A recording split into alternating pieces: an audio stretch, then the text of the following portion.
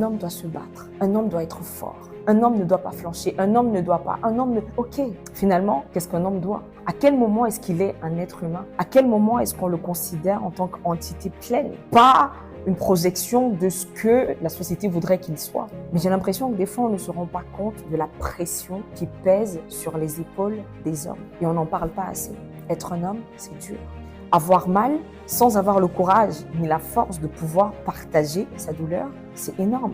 Il est plus facile pour une femme d'avoir de l'aide ou de l'accompagnement, de femmes ou d'hommes, d'avoir de la compassion. Mais quand c'est un homme qui souffre, non seulement il n'a pas la force et le courage parce que la société ne lui a pas appris à partager sa peine, mais même quand il arrive au point où il l'extériorise, il n'a pas ce support system, il n'a pas cet accompagnement de sa communauté ou des personnes autour. On va lui dire « Ok Joe, mais tu dois être fort ». Non, c'est un être humain. Il a le droit de ressentir ses émotions, il a le droit de les vivre. Un sujet dont on ne parle pas assez, en mon sens, c'est la paternité. On parle beaucoup de ce que avoir un enfant peut apporter dans la vie d'une femme, etc. Mais est-ce qu'on sait ce que c'est que d'avoir un enfant pour un homme? Je veux juste poser le sujet sur